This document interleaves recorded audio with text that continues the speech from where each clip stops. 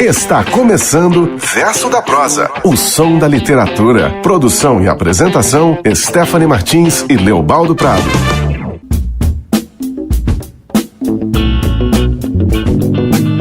Se você chegou até aqui, muito obrigado. Esse é o início de um projeto feito com muita dedicação, o podcast de literatura Verso da Prosa.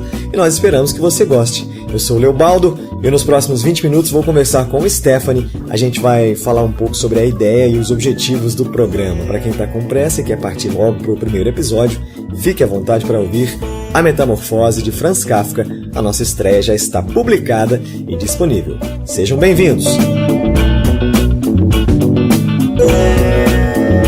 Stefan, Verso da Prosa, 2016, ano 1, edição 0. Se a gente está aqui hoje, a gente deve a um amigo nosso, né? Sim. Principalmente, que é o César. Então, um abraço para o Cezão.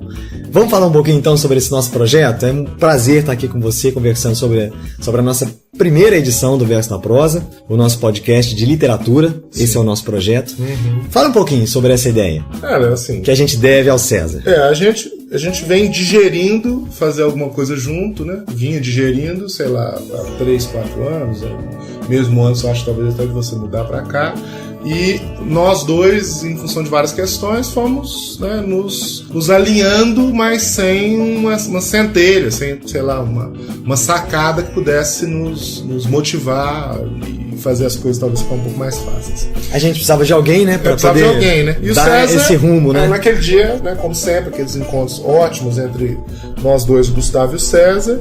E o César foi, né, fundamental porque o cara simplificou um negócio que a gente tava meio, talvez até dificultando, né?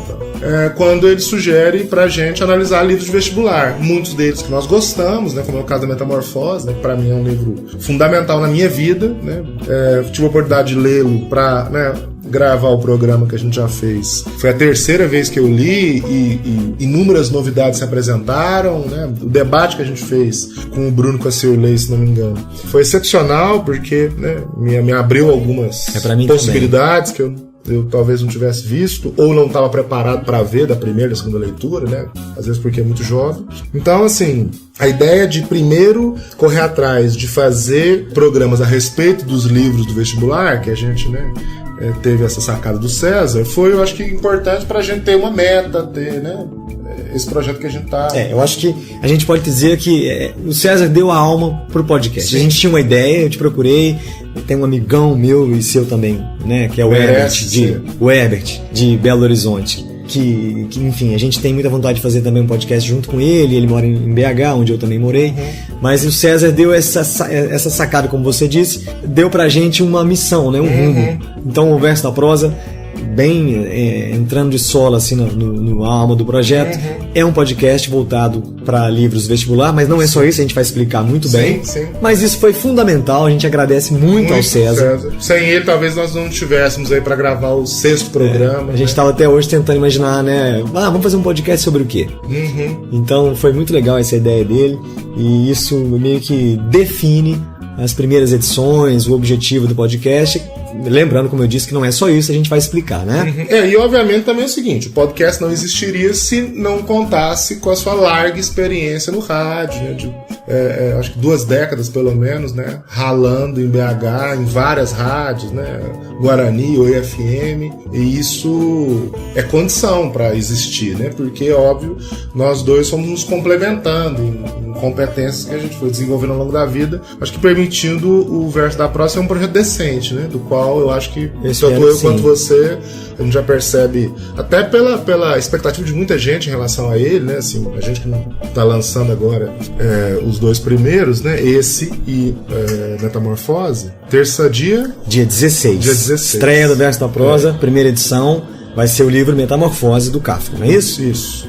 Então, assim, eu acho que foi uma conjunção de fatores, foi, né? Cara. E que eu acho que uma outra grande questão é que, o que eu espero das pessoas, né? É que elas também consigam ter um pouco do prazer que a gente tem. eu gostaria de ter a ambição de fazer com que, num tempo tão duro como a gente está vivendo, né, em que aparentemente aquilo que tem substância não se transforma em entretenimento, não é prazeroso e tal, eu ficaria muito satisfeito se as pessoas tivessem a oportunidade de aprender alguma coisa, de ouvir opiniões interessantes, muito bem embasadas, gente competente, como os que a gente tem convidado e eles têm generosamente aceito, vários professores respeitados, né? Mas eu acho que, fundamentalmente, dá para as pessoas uma experiência sonora bacana, né? É isso aí. O som da literatura.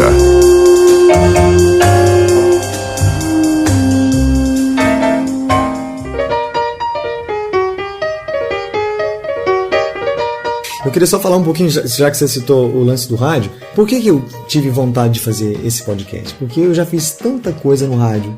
Eu já fui, né? Eu trabalho com isso ainda. Então eu já fiz tantos projetos dos outros, tantos clientes, tantos chefes, tantas pessoas que me pediram, faz isso, faz aquilo, enfim, né? Trabalhei com isso uma boa parte da minha vida.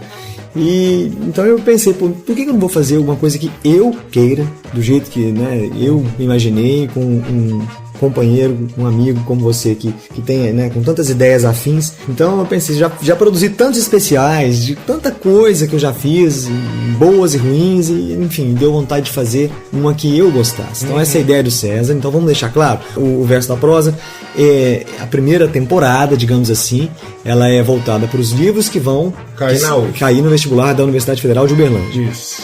E a segunda temporada, que vai vir em sequência, também em 2016, são dos livros da FUVEST. Em paralelo a isso, e aí é difícil, né, saber se a gente vai dar conta e tal, se não, depois que a gente acabar o da FUVEST, a ideia é que a gente faça uma série sem o compromisso que a gente tem, né, com as pessoas que vão ouvir, especialmente aqueles que vão fazer prova. Ainda que eu acho que é um programa que pode agradar leitores que leram por prazer, né, essas obras que vão cair nesses vestibulares, mas é a série que a gente vai chamar de Tarja Preta, né, que é uma série em que primeiro vão começar a aparecer os livros que nós gostamos e que não necessariamente estão numa lista de vestibular, que amigos gostam, estão dispostos a participar do debate. É o momento que a gente vai falar de períodos literários ou, quem sabe, de um tema específico, livros de terror, livros de ficção científica, e que é, assim, pessoalmente, ainda está sendo um grande prazer tratar dos livros de vestibular, mas eu, como professor, fico me sentindo extremamente pressionado no sentido de fazer algo que tenha rigor teórico. E lógico que isso atrapalha um pouco também, apesar do prazer que a gente sente,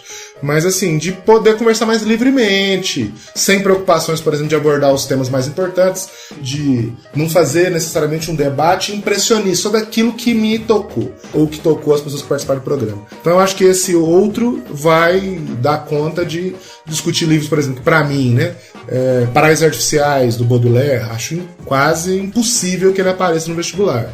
Mas seria um livro que poderia dar uma discussão maravilhosa, do Verso da Prosa. Frankenstein, você sabe da minha relação com o livro e tal. Que eu também acho difícil de aparecer no vestibular. É uma oportunidade que a gente vai ter de fazer mais livremente e com menos compromissos, né? Você está ouvindo Verso da Prosa.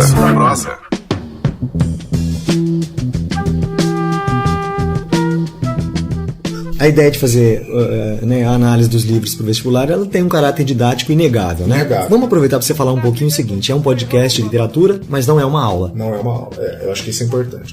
Por quê? Porque o objetivo é fazer com que alguém na academia, viajando, indo de ônibus para a escola, caminhando, ele possa, sem custo nenhum, baixar esse programa e ter lá 50 minutos, 1 hora, 1h10 de algo relevante que possa contribuir para ele fazer melhor a prova, mas que em absoluto não substitui a aula dos professores. Aliás, porque você percebe claramente que a adesão de inúmeros colegas, eu acredito que todos que foram convidados, né, e foram muitos professores de literatura ou pessoas da área de línguas e tal, e a gente também pretende trazer historiadores, né, eu tenho a confirmação já do Renan, que é um grande professor de história, a gente estava conversando ontem, inclusive, que ele quer discutir o curtiço, né, quando a gente vai falando da FUVEST, então a ideia é trazer também pessoas de outras áreas, tal. Mas a adesão dessas pessoas é o que me dá a tranquilidade de que não tem originalmente nenhum interesse da nossa parte de competir, isso ser um curso de literatura ou algo do gênero.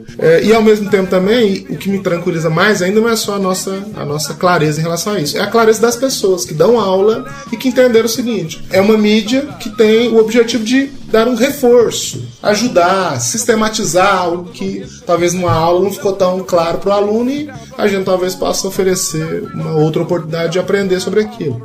Acho que tá bem explicado. E indiscutivelmente não é uma aula. Não é uma aula. Então vamos aproveitar para falar, já que não é uma aula, mas tem professores envolvidos, vamos falar um pouquinho sobre as pessoas que nós já convidamos, que a gente já reuniu para primeira temporada aqui do vestibular da UF. É assim, né? Eu acho que você também fica, muitos são amigos, muito próximos, todos são amigos, mas alguns são amigos de longa data, né, meus, então, né, a gente tá tendo a honra de poder conviver mais agora, desse jeito, né, e que eu acho muito legal é o fato de que você vê que há alguma ansiedade da parte deles, assim, de, pô, né, o dia de gravar o programa, as pessoas chegam na hora e muito dispostas a discutir, né, mesmo quando, por exemplo, você tem um programa como o Abraço, né, ou do Vermelho Amargo, que assim, não dá pra falar que, por exemplo, o clima é super pra cima. Por quê? Porque até por respeito aos temas, os livros não permitem. Então vamos explicar. Você tá se referindo ao livro O Abraço, da Lígia Bojunga, que trata de um tema estupro, que é violência sexual. E do Vermelho Amargo,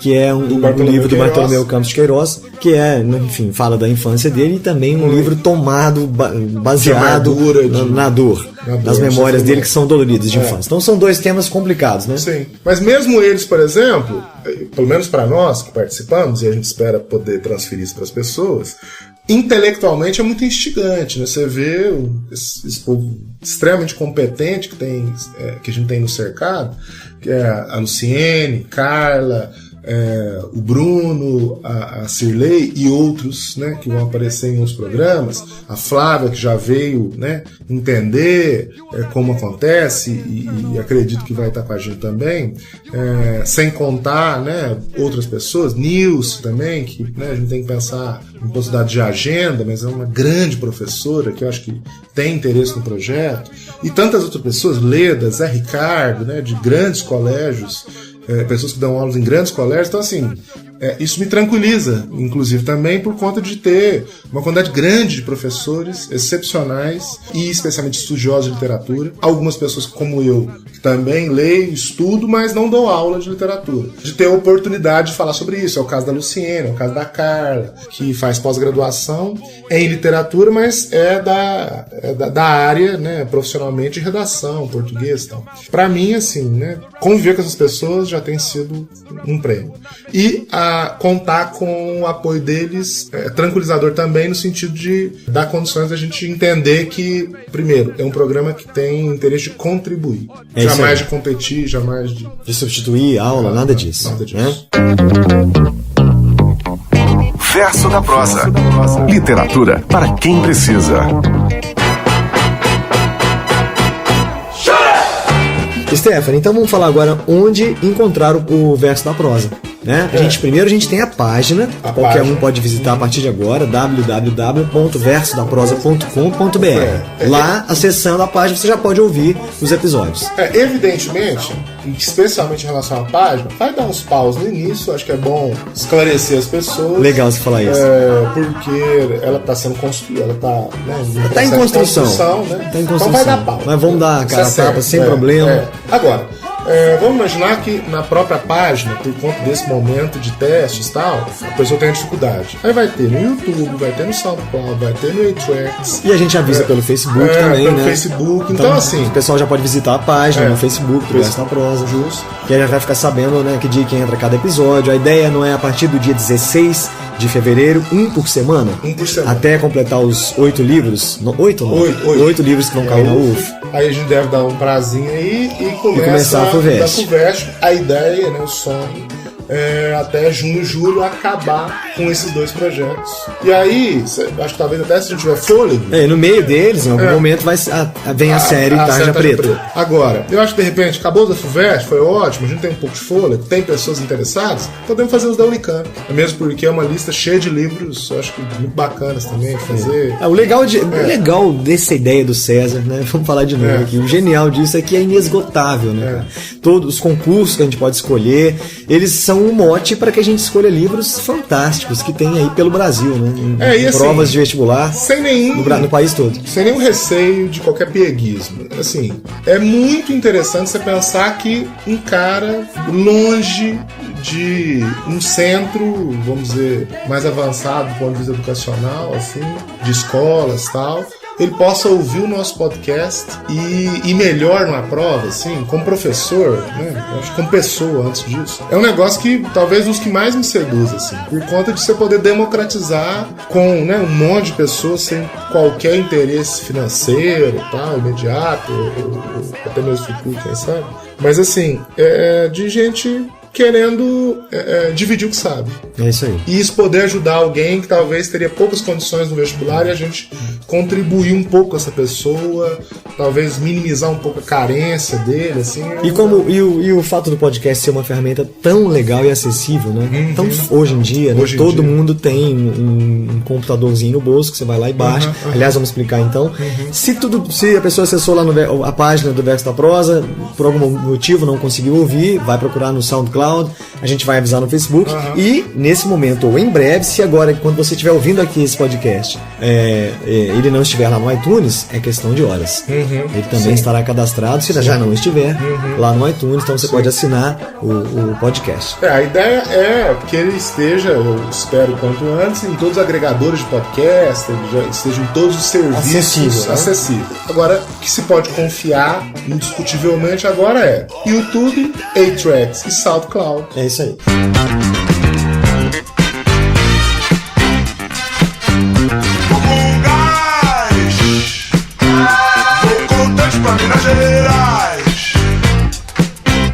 Agora vamos falar um pouquinho sobre a atmosfera sonora do programa, porque tanto para mim, que venho do rádio, tantas coisas eu já fiz nessa área, trabalho braçal mesmo de casar texto com música, né? Para nós é muito importante que a trilha sonora seja parte constituinte da identidade de cada programa, né? Do tema, do livro, do escritor. Então fala um pouquinho sobre isso. Porque a ideia, né, que eu acho que a gente, de uma forma absolutamente, acho que uníssona, né, assim, tem que ser uma experiência sonora, tem que ser um negócio bacana, tem que ser algo que... Aliás, isso que você falou é muito importante, tem que ser uma experiência sonora, porque não é uma palestra gravada. Não é isso. Né? Não é isso. Não é a gravação de um auditório onde alguém foi lá e falou, se a gente fizer isso vai ser um fracasso. Não é isso. Que é muito legal, inclusive, né? Quando você pensa, por exemplo, num formato tipo... Não é o nosso objetivo. Né? O TED Talks. Lá. Claro, mas é a natureza do programa. Ouvir, né? A natureza, a lógica, as pessoas... Agora, o podcast não é isso. O podcast não é isso. É uma experiência sonora, então você tem que enriquecer.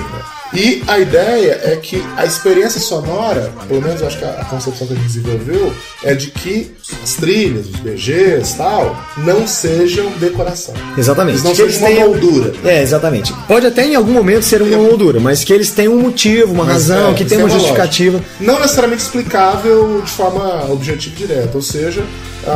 acho que pode ser para as pessoas também interessante tentar entender por que aquela música está lá, mas ela tem uma lógica. Tem sido extremamente interessante o fato de que, tanto eu quanto você, a gente trocando mensagens, se falando, os dilemas para escolher as músicas, né? Então isso para mim tem sido intelectualmente muito interessante, o quanto eu tenho me obrigado a lembrar e exercitar a memória junto com a sensibilidade.